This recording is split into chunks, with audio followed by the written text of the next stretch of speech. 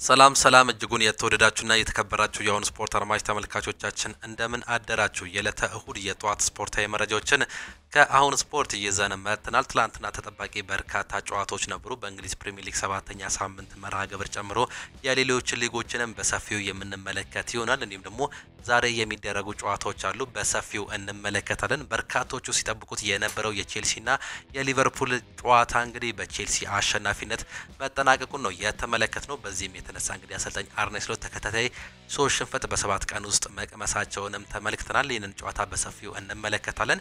ማንቸስተር ዩናይትድ በጫና ውስጥ ሆኖ እንግዲህ ትላንትና 2-0 በሆነ ውጤት ማሸነፉን ተከትሎ እንግዲህ ከጫና ራገብ ማለቱን እየተመለከትን ሲሆን የሊጉ መሪ መሆን የቻለው አርሰናል ትላንትና 2-0 በሆነ ውጤት ማሸነፍም ችሏል። እሱን ጨዋታም እንዲሁ በሰፊው እንመለከታለን። ሌሎች ጨዋታዎችም ተደርገው ነበር፣ እንዲሁ የምንመለከት ነው የሚሆነው። ከእናንተ የሚጠበቀው ሰብስክራይብ በማድረግ የቤተሰባችን አባል እንዲሆኑ እንጋብዛችኋለን። ላይክ በማድረግ ደግሞ እንድታበረታቱ ነው የምንጠይቃችሁ። ከትላንትናው ጨዋታ በኋላ እንዲሁም ደግሞ በፊት አሰልጣኝ አርኔ ስሎት ያነሷቸው ሀሳቦች አሉ። ተጫዋቾቼ ለእኔ ሁሌም ይታገላሉ ሲሉ ነው እያነሱም የሚገኙ። ተጫዋቾቹም ይህንን ሀሳብ እየደገፉ ይገኙም ነበር። ከጨዋታው በኋላ ምን አሉ የሚለውን እንመለከታለን። በአርሰናል ቤት፣ በቼልሲ፣ በሌሎች ክለቦች የተነሱ ሀሳቦችን በሰፊው የምንመለከት ነው የሚሆነው። ከእናንተ የሚጠበቀው ሰብስክራይብ በማድረግ የቤተሰባችን አባል የሆኑ እስከ መጨረሻው ድረስ ከኛ ጋር ቆዩ። እኛ ቀጥታ ወደ ፕሮግራሞቻችን አለፍን። ቅድሚያም ትላንትና የተደረጉ ጨዋታዎችን በመመልከት እንጀምር። በትላንትናው ዕለት የሳምንቱ ተጠባቂ ጨዋታዎችን ጨምሮ እንግዲህ በርካታ ጨዋታዎች ተደርገው ነበር። በእንግሊዝ ፕሪሚየር ሊግ 4 ያክል ጨዋታዎች የተደረጉ ሲሆን ቀን 8 ሰዓት ተኩል ላይ ሊድስ ዩናይትድ ከቶተናም ሆትስፐር ጋር ያደረጉት ተጠባቂ ጨዋታ ነበር። ቶተናም ሆትስፐር ከሜዳቸው ውጪ አዲስ አዳጊውን ክለብ ሊድስ ዩናይትድ 2-1 በሆነ ውጤት ማሸነፋቸውንም ተመለከተን። በጨዋታው ላይ እንግዲህ ማቲያስ ቴልም ደግሞ መሐመድ ቅዱስ ያስቆጠሩ ሲሆን ኖህ ኦክፋር ብቸኛዋን ጎል ለሊድስ ዩናይትድ ማስቆጠር መቻሉንም ተመልክተን ፍጹም የጨዋታ የበላይነት የነበራቸው ሊድስ ዩናይትዶችም ነበሩ። እንዲሁም ደግሞ ብዙ ሙከራዎችን ማድረግ ችለዋል። 16 ሙከራዎችን አድርገው 4ቱ ኦን ታርጌት ነበሩ። በቶተናም ሆትስፐር በኩል ስንመለከት 9 ሙከራዎችን አድርገው 3ቱ ኦን ታርጌት እንደነበሩ ነው መመልከት እየቻለው። ነገር ግን የሰሜን ለንደኑ ክለብ ቶተናም ትላንትናም እንግዲህ ማሸነፉን ተከትሎ ጥሩ ደረጃ ላይ መያዝ መቻሉን ነው በትላንትናው ዕለት መመልከትም የቻለው። 3ኛ ደረጃ ላይ በአሰልጣኝ ቶማስ ፍራንክ የተቀመጠው ቶተናም ሆትስፐር ጥሩ ደረጃን መያዝ መቻሉን ነው እንዲሁ እየተመለከተን የምንገኘው። ትላንትናም ከሜዳቸው ውጪ 2-1 በሆነ ውጤት አሸንፈው መመለሳቸውን ተከትሎ እንግዲህ ጥሩ ደረጃ ይዘው መቀመጥ መቻላቸውንም ተመለከትን። በአሰልጣኝ ቶማስ ፍራንክ የሚመሩት ቶተናም ሆትስፐሮች ቀጣይ ጨዋታቸውን ስንመለከት እንግዲህ ቶተናም በቀጣይ ከአስቶን ቪላ እንዲሁም ደግሞ ሊድስ ዩናይትድ ከበርንሌይ ጋር የሚያደርጉት ጨዋታ ተጠባቂም ጨዋታ ነው። 14 ነጥቦችን በመያዝ እንግዲህ 3ኛ ደረጃ ላይ ነው ቶተናም ሆትስፐር መቀመጥ እየቻለው። ሌላኛው አርሰናል እንዲሁም ደግሞ ማንቸስተር ዩናይትድ ድል ማድረጋቸውንም ተመለከተን። አርሰናል ከዌስትሃም ዩናይትድ ጋር ያደረገውን ጨዋታ 2-0 በሆነ ውጤት በማሸነፍ የሊጉ መሪነቱንም ተረክቧል። የመድፈኞቹን የሚያሸነፊያ ግቦች ዲክላን ራይስ እንዲሁም ደግሞ ቡካዮ ሳካ ከመረብ ማሳረፍም ችለዋል። የጨዋታ እንግዲህ ተጠባቂ ጨዋታም ነበር። አርሰናል ትላንትና ማሸነፉን ተከትሎ እንግዲህ የሊጉን ወሳኝ ደረጃ 1ኛ ደረጃነቱን መያዝ መቻላቸውንም ተመለከተን። አርሰናል እንግዲህ ትላንትና አንዳንድ ለውጦችን አድርጎ ነበር መግባትም የቻለው። በተለይም አሰላለፍ ደረጃ ላይ እንግዲህ የመሀል አማካዮቹን እንግዲህ ጥሩ ለውጥ በማድረግ እንግዲህ በትላንትናው ዕለት ኦፌንሲቭ ሚድፊልደሮችን ይዞ በመግባት እንግዲህ ጥሩ እንቅስቃሴን ለማድረግ ሲሞክርም በሜዳውና በደጋፊዎች ፊት ተመለከተን። ማርቲን ኦዴጋርድ፣ ዲክላን ራይስ እንዲሁም ደግሞ ኤቤሬቺ ኤዜን ነበር በመሀል ቦታ ላይ ይዞ መግባት የቻለው። በአጥቂ ቦታ ላይ ደግሞ ሊያንድሮ ትሮዛርድ፣ ቪክተር ዮኮሬሽ እንዲሁም ደግሞ ቡካዮ ሳካን ማሰለፍም ችሏል። የተከላካይ ደግሞ በረኛ ቦታው እንግዲህ እንደተጠበቀም ነበረ። ትላንትና እንግዲህ ማርቲን ኦዴጋርድ ደግሞ ዲክላን ራይስ ተጎድተው ተቀይረው መውጣቱንም ተመለከትን። ማርቲን ኦዴጋርድ እንግዲህ ተከታታይ የእንግሊዝ ፕሪሚየር ሊግ የመጀመሪያ ጨዋታዎችን አድርጎ እንግዲህ 3 ጨዋታዎች ላይ ተከታታይ ተቀይሮ በጉዳት መውጣት እየቻለ የመጀመሪያው ተጫዋች መሆኑን በትላንትናው ዕለት እንግዲህ ተመለከትን። ገና በ29ኛው ደቂቃ ላይ ነበር ተጎድቶ መውጣት እየቻለው። ዲክላን ራይስ ደግሞ በ78ኛው ደቂቃ ላይ እንዲሁ ተቀይሮ መውጣቱንም ተመለከትን። ትላንትና በሜዳቸውና በደጋፊዎች ፊት ያደረጉትን ጨዋታ በጣፋጭ ድል ማስመዝገባቸውን ነው መመልከትም የቻለው። ዌስትሃም አምና አርሰናልን በደርሶ መልስ ውጤት ማሸነፉንም ተመልክተንም ነበር። በዚህ ዓመት ግን ይህ ታሪክ ተቀይሮ አርሰናል 2-0 በሆነ ውጤት በማሸነፍ እንግዲህ የሊጉ መሪ መሆኑን በትላንትናው ዕለት ተመለከትን።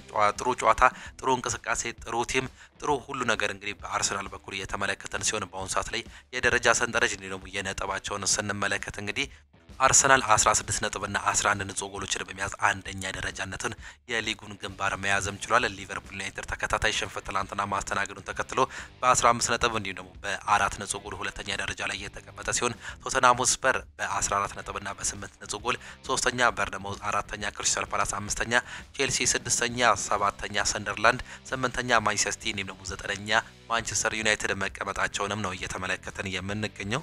ከጨዋታው በኋላ እንግዲህ አንዳንድ ሀሳቦችም ተነስተውም ነበር። በአርሰናል በኩል የተነሱ ሀሳቦችን ስንመለከት እንግዲህ ሚኬል አርቴታ ጥሩ ነበርን፣ የሚገባንን እድል አግኝተናል ሲሉም ነው የተናገሩት። የመድፈኞቹ ዋና አሰልጣኝ የሆኑት ሚኬል አርቴታ ቡድናቸው ያደረገው እንቅስቃሴ እንዳስደሰታቸው ነው የገለጹት። ቡድኑ ጥሩ እንቅስቃሴ አድርጓል፣ ምንም ግብ አልተቆጠረም ሲሉ አሰልጣኝ ሚኬል አርቴታ እየተናገሩ ሲሆን አክለውም ጨዋታውን ተቆጣጥረናል፣ በሚገባ ድል አሳክተናል ሲሉም ገልጿል። ስለ ተጎዱ ተጫዋቾች ያነሱት ሚኬል አርቴታ ዲክላን ራይስ ደህና ነው፣ የወገብ ህመም ነው ያጋጠመው፣ እንድንቀይረው ጠይቆ ነበር ሲል እየተናገረ ሲሆን በሌላ በኩል ማርቲን ኦዴጋርድ የጉልበት ጉዳት እንዳጋጠመው የገለጹት አሰልጣኙ እሱ ራሱ ስለ ጉዳቱ አያውቅም፣ ከባድ እንደማይሆን ተስፋ እናደርጋለን ሲል ስለ ካፒቴኑ ማርቲን ኦዴጋርድ ሀሳብ መስጠታቸውንም ተመለከትን።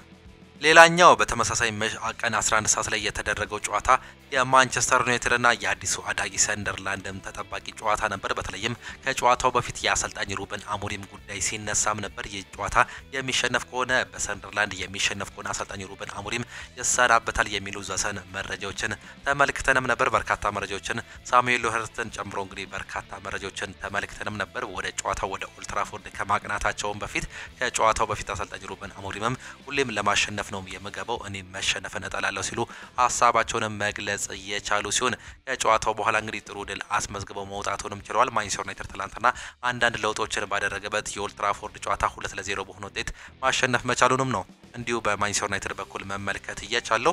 አዲሱ ፈራሚ ሴኔ ላመንስ ለማንቸስተር ዩናይትድ የመጀመሪያ ጨዋታውን በትላንትናው ዕለት ማካሄድም ችሏል። እንዲሁም ደግሞ ሜሰን ማውንት በትላንትናው ጨዋታ ላይ እንግዲህ አሰላለፍ ውስጥ ገብቶ የተጫወተ ተጫዋች መሆኑን ነው መመልከትም የቻለው። ይህም እንግዲህ እጅግ በጣም አስደሳች እንደነበር ነው በጨዋታው ላይ የተመለከትነው። ሜሰን ማውንት ትላንትና ቤስት 11 ውስጥ መግባቱን ተከትሎ የመጀመሪያውን ጎል በ8ኛው ደቂቃ ላይ ከብሪያን ምቤሞ አሲስት የተደረገለትን ኳስ በማስቆጠር ማንቸስተር ዩናይትድ 1-0 መምራትም ቻለ።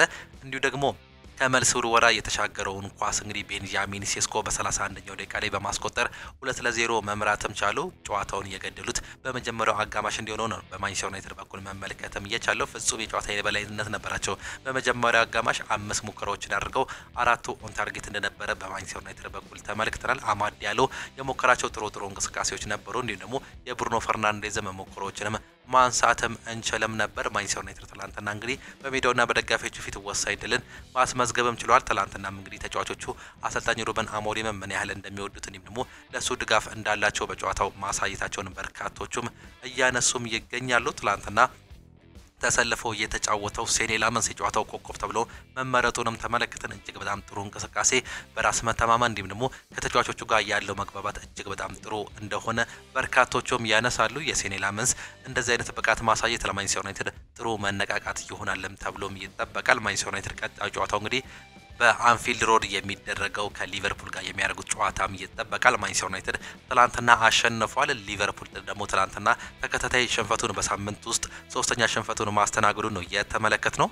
በዚህም እንግዲህ ማንቸስተር ዩናይትድ ሊቨርፑል ጋር የሚያደርጉት የላንክሻየር ደርቢ ተጠባቂም ጨዋታ ነው። በቀጣይ ሳምንት እሁድ የሚደረገውም ጨዋታ ማንቸስተር ዩናይትድ ትላንትና ማሸነፉን ተከትሎ እንግዲህ የተለያዩ ሀሳቦችም በተጫዋቾቹ እንዲሁም ደግሞ በደጋፊዎቹ በሌሎችም የተነሱ ሀሳቦችንም ተመለከትን። ከነዚህ መካከል ማን ምን አነሳ የሚለውን ስንመለከት እንግዲህ ቤንጃሚን ሴስኮ ጎሉን ካስቆጠርኩ በኋላ የነበረው ድባብ ሳልመው ነበር ሲል ሀሳቡንም ገልጿል። ጥሩ መጫወት እንዲሁም ደግሞ ማሸነፍ እንደምንችል አሳይተናል ሲል ከጨዋታው በኋላ ጎሉን ለመጀመሪያ ጊዜ በተለይም በኦልድ ትራፎርድ የመጀመሪያ ጎሉን ያስቆጠረው ቤንጃሚን ሴስኮም ተናግሯል።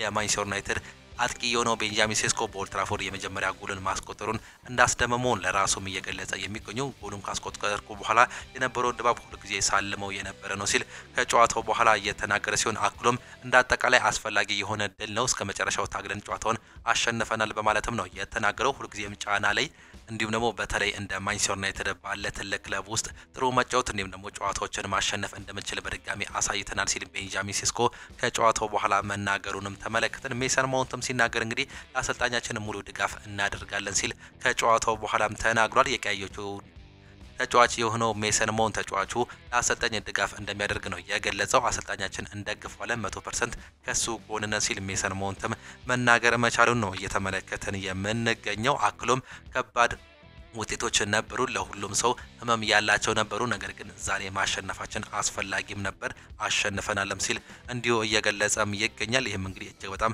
ለኛ ደስታ መፍጠሩን ሁሉም ተመልክቶታል ሲል ነው እየገለጸ የሚገኘው። ይህም በርካቶቹን ያስደሰተም ነገር ነው። ይህም ሁሉም ሊደሰትበት የሚገባ ነገር ነው ሲል ሀሳብ መስጠቱንም ተመለከትን።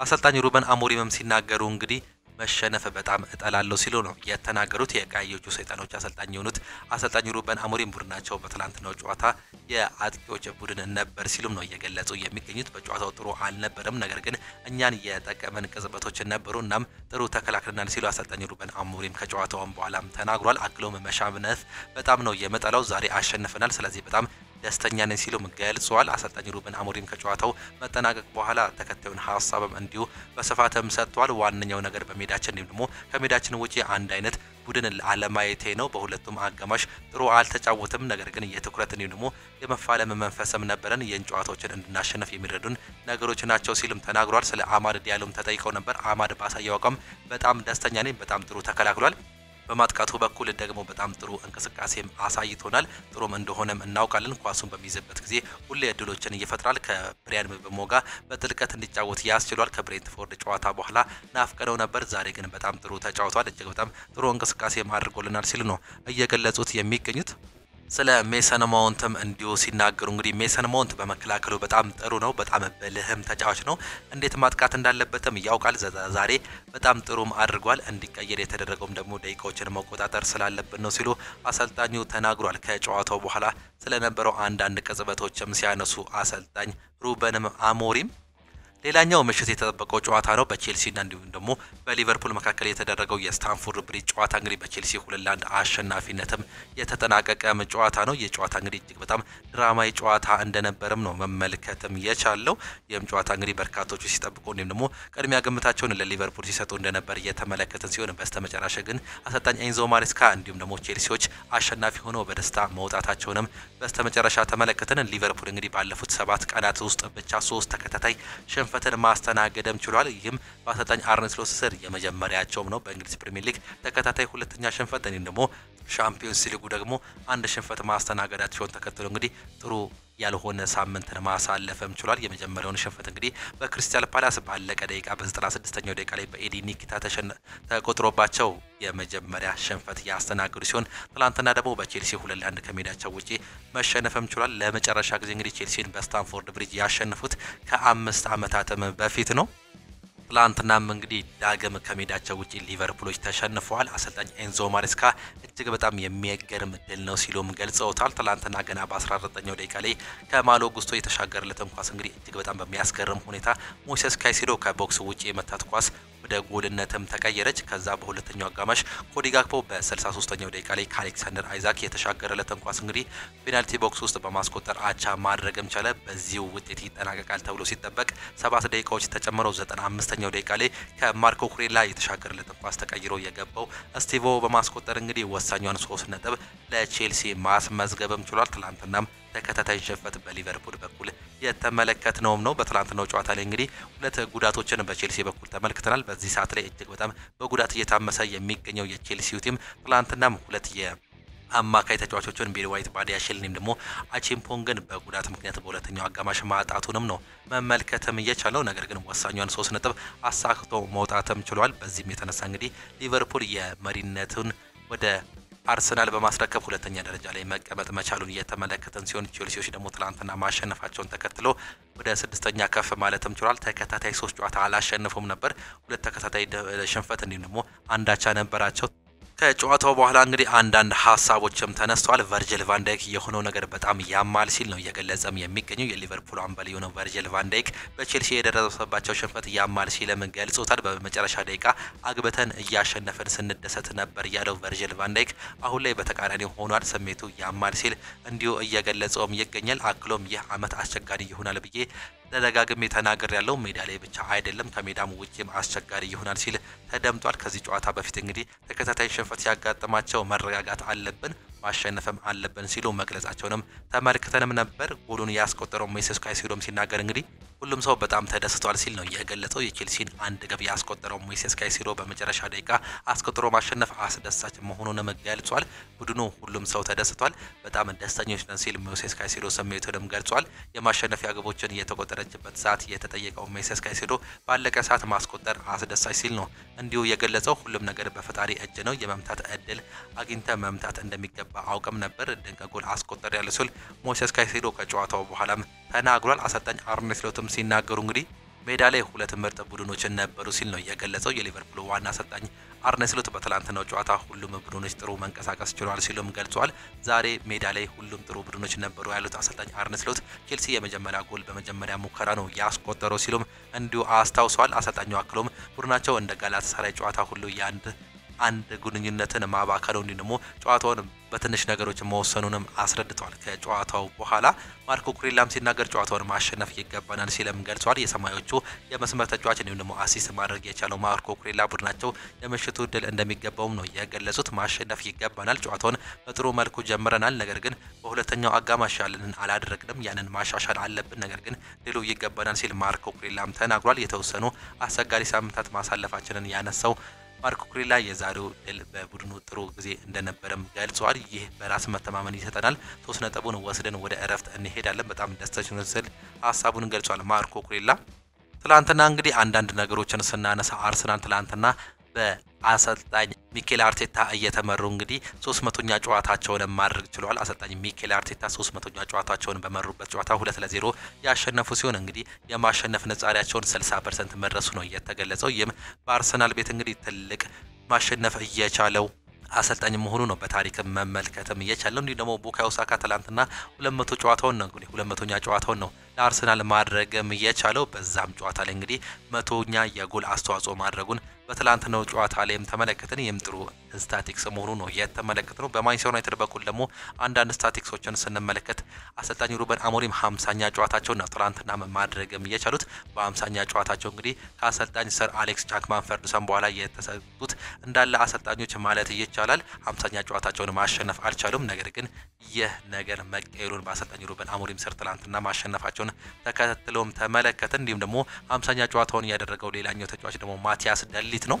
ይህም በማንቸስተር ዩናይትድ እንግዲህ ትላንትና የሚጠቀሱ እንዲሁም ደግሞ ጥሩ ነገርን የተደረገበት ጨዋታ መሆኑን ነው መመልከትም እየቻለው። በስፔን ላሊጋም የተደረጉ ጨዋታዎች ነበሩ። አዲሱ አዳጊ ራይል ኦቪዶ በሜዳውና በደጋፊዎች ፊት በሌቫንቴ 2-0 የተሸነፈ ሲሆን ጄሮና ከቫሌንሺያ ጋር ያደረጉትን ጨዋታ 2-1 አሸንፏል። አትሌቲኮ ቢልባኦም ማዮርካን 2-1 ማሸነፉን ነው የተመለከትነው። በጄሮና በቫሌንሺያ እንዲሁም ደግሞ በአትሌቲኮ ቢልባኦና በማዮርካ መካከል የተደረጉ ጨዋታዎች ላይ ቀይ ካርድ መመልከታቸውንም ተመለከትን። በጣሊያን ሴሪ ፓርማ ከሊቼ ጋር ያደረጉትን ጨዋታ ሊቼ ከሜዳቸው ውጪ 1-0 አሸነፉ። ላዚዮ ከቶሪኒዮ 3-አቻ የተጠናቀቀ ሲሆን ኢንተር ሚላን ክሮሚኔንሴን 4-1 በሆነ ሰፊ ውጤት ማሸነፉን ነው የተመለከትነው። ትላንትና ጥሩ እንቅስቃሴ በተደረገበት ጨዋታ 4 ጎሎችን አስቆጥሮ ማሸነፍም ችሏል። እንዲሁ ደግሞ በጀርመን ቡንደስሊጋ የተደረጉ ጨዋታዎችም ነበሩ። አውግስበርግ ከወልፍስበርግ ጋር ያደረጉትን ጨዋታ 3-1 አሸነፉ። ቨርደር ብሬመን ከሴንት ፖሊ ጋር 1-0 በሆነ ውጤት ያሸነፈ ሲሆን ቦሩሲያ ዶርትመንድ ከአርቢ ሌፕዚግ ጋር አቻም ተለያይቷል። 1-1 ባየር ሊቨርኩሰን ዩኒየን በርሊንን 2-0 ያሸነፈ ሲሆን ኢንትራንክ ፍራንክፈርት በሜዳውና በደጋፊዎቹ ፊት በባየር ሙኒክ 3-0 በሆነ ውጤት መሸነፉንም የተመለከትነው ጨዋታ ነው። በጨዋታው ላይ ሉዊስ ዲያዝ እንዲሁም ደግሞ ሃሪኬን ያስቆጠሩ ሲሆን ሉዊስ ዲያዝ ትላንትና 2 ጎሎችን እንዲሁም ደግሞ 1 አሲስት ማስመዝገብ መቻሉን ከጨዋታው በፊትም እንዲሁ ደግሞ ጨዋታ ላይ ምን ተመለከትን። በፈረንሳይ ሊጓን ሜንስ ከኦሎምፒክ ዴ ማርሴ ጋር ያደረጉትን ጨዋታ ስንመለከት ኦሎምፒክ ዴ ማርሴ ከሜዳቸው ውጪ 3-0 ያሸነፈ ሲሆን ብረስት ከናንተስ ጋር 0-0 በሆነ ውጤት ማጠናቀቃቸው ትላንትና እንግዲህ የተመለከትናቸው ጨዋታዎችም ነበሩ።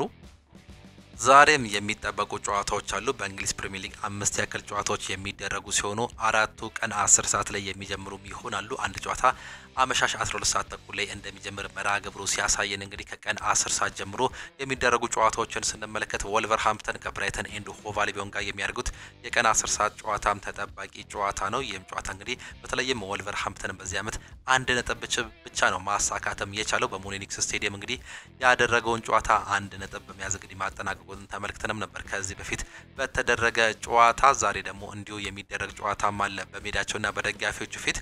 በዚህ ዓመት ምንም ሊቀናቸው ያልቻሉት ወልቨርሃምፕተኖች እንግዲህ በሜዳቸውና በደጋፊዎቹ ፊት ብራይተን ኤንድ ሆቭ አልቢዮንን የሚያስተናግድ ይሆናሉ። ካለፉት 6 ጨዋታዎች 1 ነጥብና 1 አቻን ብቻ ማስመዝገብ የቻለው የቪክቶር ፔሬራው ቲም ወልቨርሃምፕተን ዛሬ በሜዳውና በደጋፊዎቹ ፊት ብራይተን ኤንድ ሆቭ አልቢዮንን የሚያስተናግድ ይሆናል። ብራይተን ኤንድ ሆቭ አልቢዮንን ደግሞ ስንመለከት ያለፈውን ሳምንት ስታንፎርድ ብሪጅ ድረስ ሄዶ 3-1 በሆነ ውጤት ማሸነፉንም የተመለከትነውም ክለብም ነበር።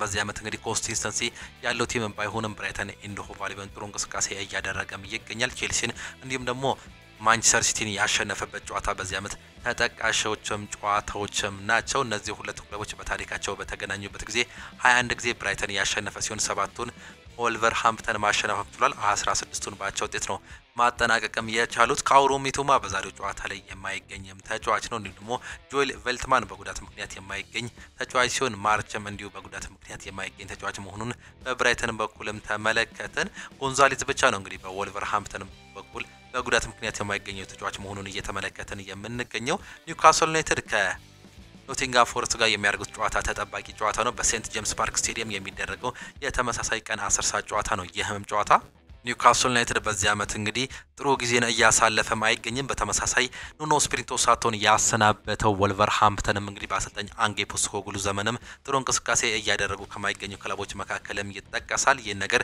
ለማስተካከል እንግዲህ የዛሬውን ጨዋታ ይጠበቅበታል። በተለይም አሰልጣኝ አንጌ ፖስቴኮግሉ ኖቲንጋም ፎረስትን ከያዙ በኋላ እስካሁን ድረስ ምንም አይነት እድል እያስመዘገቡም አይገኙም። ይህም እንግዲህ ካሁኑ እንግዲህ ዳግም እንዲሰናበቱ ፒቲሽኖች እየተሰባሰበ መሆኑን በኖቲንጋም ፎረስት በኩል እየተመለከትን እንገኛለን። ዛሬ ከሜዳቸው ውጪ ወደ ሴንት ጄምስ ፓርክ ስቴዲየም አቅንተው ከኒውካስል ዩናይትድ ጋር የሚያደርጉት ጨዋታም ተጠባቂ ነው። የመጨረሻ 5 ጨዋታቸውን እንኳን ብንመለከት እንግዲህ 3ቱን ተሸንፈው 2ቱን አቻ መውጣት ችሏል። የአንጌ ፖስቴኮግሉ ቲም ኖቲንጋም ፎረስት በተቃራኒው ኒውካስል ዩናይትድን ስንመለከት አንዱን አሸንፈው 2 አቻ እንዲሁም ደግሞ 2 ሽንፈት ማስተናገዱንም እንዲሁ ተመለከትን። እነዚህ ሁለቱ ክለቦች እንዲሁም ደግሞ ሁለቱ አሰልጣኞች በዚህ ዓመት ጥሩ እንቅስቃሴን እያደረጉም አይገኝም። በተለይም አሌክሳንደር ኢዛክን ያጣው ኒውካስል ዩናይትድ እንግዲህ በአጥቂ ቦታ ላይ እጅግ በጣም እየተቸገረም ይገኛል። ምንም እንኳን ኒክ ወልተማዴን ቢያስፈርሙም የተጫዋች እንግዲህ በዚህ ዓመት 2 ጎሎችን ማስቆጠርም ችሏል። ነገር ግን ገና ከቲሙ ጋር እስኪዋሃድ እንዲሁም ደግሞ አንዳንድ ነገሮችም ይቀሩታል። በዚህም የተነሳ ኒውካስል ዩናይትድ እየተቸገረም ይገኛል። እንዲህ ደግሞ ቲኖ ሊቨርማንቶ መጉዳቱንም ተከትሎ እንግዲህ ከባድ ጉዳት እያደረሰበት እንደሚገኝ ነው እንደ ቲም እየተመለከትን የሚገኘው። የዋን ዊሳም ጉዳት እንዲሁ የሚጠቀሰም ጉዳት ነው።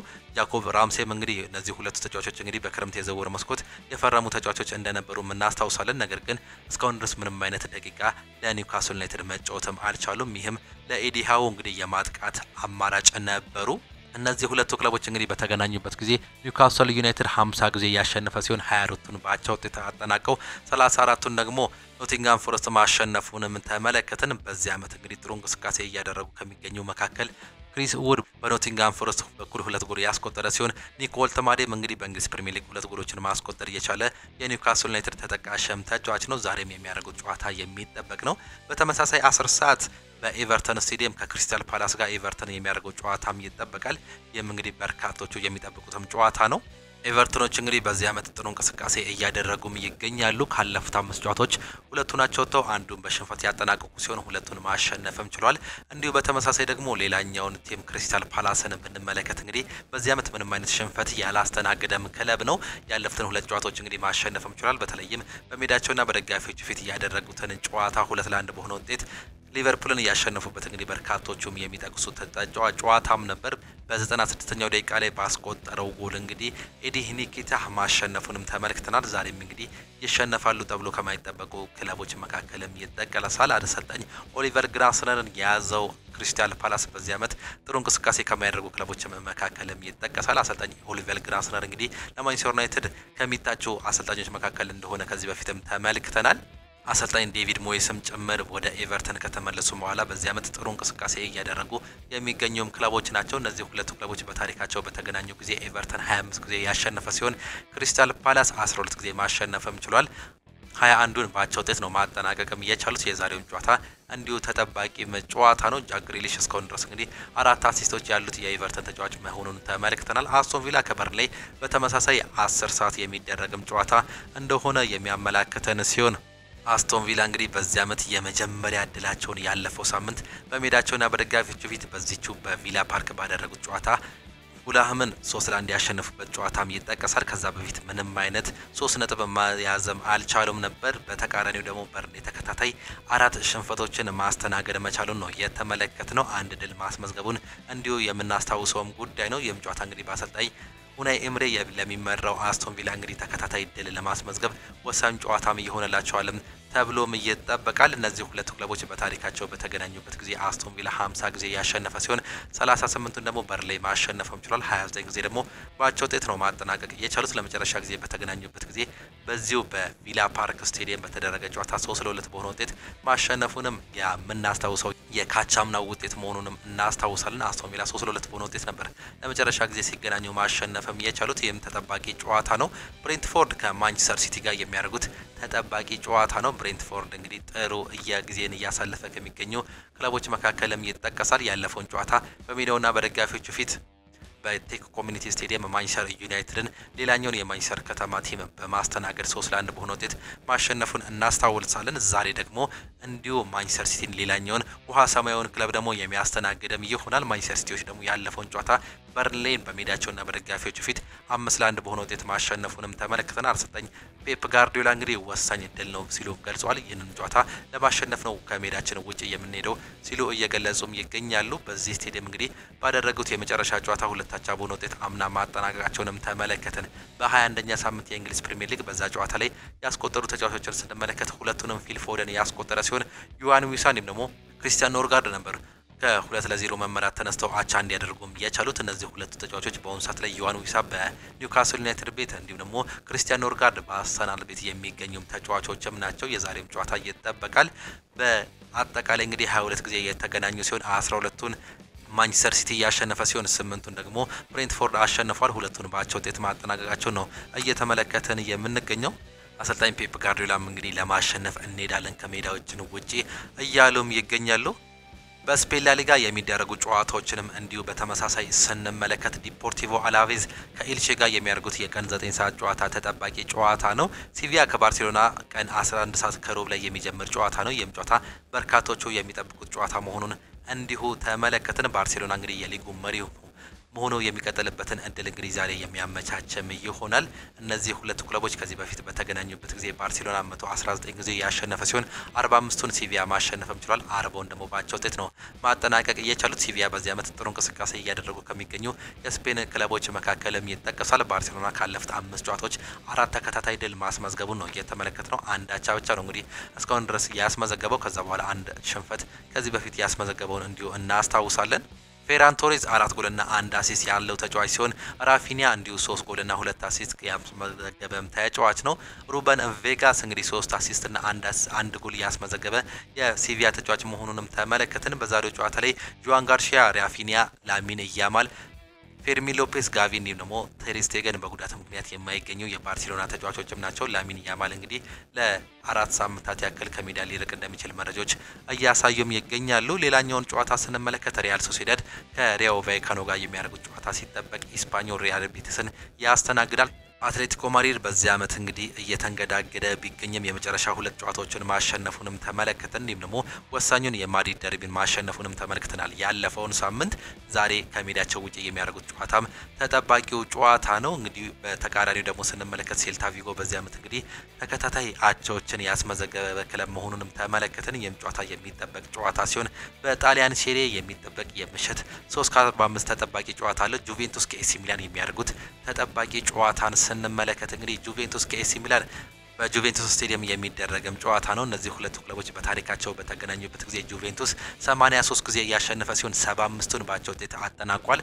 62ቱን ደግሞ ኤሲ ሚላን ማሸነፉንም ተመለከትን። የመጨረሻ የእርስ በርስ 5 ጨዋታዎችን ስንመለከት እንግዲህ ሁለቱን በአቻ ውጤት ያጠናቀቁ ሲሆን ሁለቱን ጁቬንቱስ አንዱን ደግሞ ኤሲ ሚላን ማሸነፉን ነው እንዲሁ የተመለከትነው። ተከታታይ የመጨረሻ የእርስ በርስ ግንኙነታቸውን ስንመለከት በዚህች ስቴዲየም ተገናኝተው አንዱን ኤሲ ሚላን አንዱን ግን ጁቬንቱስ ማሸነፉንም ተመለከትን። በዚህ ዓመት እንግዲህ የሊጉ መሪ የሆነው ኤሲ ሚላን ከሜዳቸው ውጪ የሚያደርጉት ከባዱን ጨዋታ ዛሬ የሚያደርጉም ይሆናሉ። ጁቬንቱስም በዚህ ዓመት ጥሩ ደረጃ ላይ የሚገኝም ክለብ ነው። ጥሩ እንቅስቃሴ እያደረገም ይገኛል። ይህም ጨዋታ ተጠባቂ ጨዋታ ሲሆን ናፖሊ ጄኖዋን ያስተናግዳል። ናፖሊ በሜዳውና በደጋፊዎቹ ፊት በስታዲዮ አርማንዶ ማራዶና ስቴዲየም የሚያደርጉት ጨዋታም ተጠባቂ ጨዋታ ነው። የመጨረሻ ጨዋታቸውን መሸነፋቸውን በኤሲ ሚላን ተከትሎ እንግዲህ ወደ ሁለተኛ ደረጃነት ዝቅ ማለታቸውን ተመልክተናል። ዛሬ የሚያደርጉት ጨዋታ ይጠበቃል። በተለይም ዛሬ አሸንፈው ኤሲ ሚላን የሚሸነፍ ከሆነ ዳግም ዙፋናቸውን የሚያገኙም ይሆናሉ።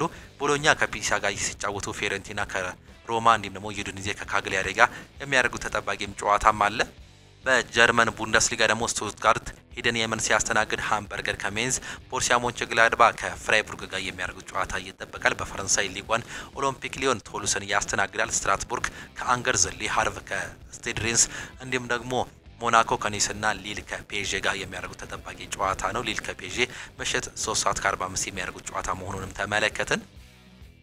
እጅጉን የተወደዳችሁና የተከበራችሁ የሆኑ ስፖርት አድማጭ ተመልካቾቻችን ለዛሬ የነበረን ስፖርታዊ መረጃዎቻችን ይህንን እየመስሉ ነበር። ፕሮግራሞቻችንን እንዴት አያችኋቸው? ሀሳብ አስተያየታችሁን ኮመንት ቦክስ ላይ ልታጋሩን ትችላላችሁ። የዛሬ የሆኑ ስፖርት ፕሮግራሞቻችን በዚሁ የሚጠናቀቁም ይሆናሉ። ዛሬ የእንግሊዝ ፕሪሚየር ሊግ 5 ያክል ጨዋታዎች የሚደረጉ ሲሆን ቀን 10 ሰዓት እንዲሁም ደግሞ ምሽት 12 ሰዓት ተኩል ላይ የሚደረጉ ጨዋታዎች አሉ። ከነዚህ መካከል ምሽት 12 ሰዓት ተኩል ላይ ብሬንትፎርድ ከማንቸስተር ሲቲ ጋር የሚያደርጉት ተጠባቂ ጨዋታ አለ። አስቶን ቪላ ከበርኔ፣ ኤቨርተን ከክሪስታል ፓላስ፣ ኒውካስል ዩናይትድ ከኖቲንጋም ፎረስት እንዲሁም ደግሞ ወልቨርሃምፕተን ከብራይተን ኤንድ ሆቭ አልቢዮን የሚደረገው የቀን 10 ሰዓት ጨዋታዎች ናቸው። በስፔን ላ ሊጋም የሚጠበቁ 5 ያክል ጨዋታዎች ያሉ ሲሆኑ ሲቪያ ባርሴሎናን የሚያስተናግድበት የቀን 11 ሰዓት ከሩብ ጨዋታ ተጠባቂ ነው። ሴልታ ቪጎም እንዲሁ አትሌቲኮ ዲ ማድሪድን ያስተናግዳል። በጣሊያን ሲሪም እንዲሁ የሚደረጉ ጨዋታዎች አሉ። በርካቶቹ የሚጠብቁት ጨዋታ ግን ጁቬንቱስ ከኤሲ ሚላን የሚያደርጉትን ጨዋታ በርካቶቹ ካሁኑ እንግዲህ በቱሪን የሚደረገውን ጨዋታ እንዲሁ እየጓጉም ይገኛሉ። የጨዋታ ምሽት 3:45 የሚደረግ ጨዋታ መሆኑንም ተመለከትን። በጀርመን ቡንደስሊጋ እንዲሁም ደግሞ በፈረንሳይ ሊጓን የሚደረጉ ጨዋታዎች አሉ። ሊል ከፒኤስጂ ጋር የሚያደርጉት ጨዋታ ተጠባቂም ጨዋታ ነው። እነዚህ ጨዋታዎች እንድታዩ እየጋበዘን የዛሬ ፕሮግራሞቻችንን በዚሁ የምናጠናቀቅ ነው የሚሆነው። በነገው ፕሮግራሞቻችን እስከምንገናኝ ድረስ ግን ቻው ቻው፣ መልካም ጊዜ፣ መልካም ውሎ እንዲሆንላችሁ ዳግምም ተመኘን።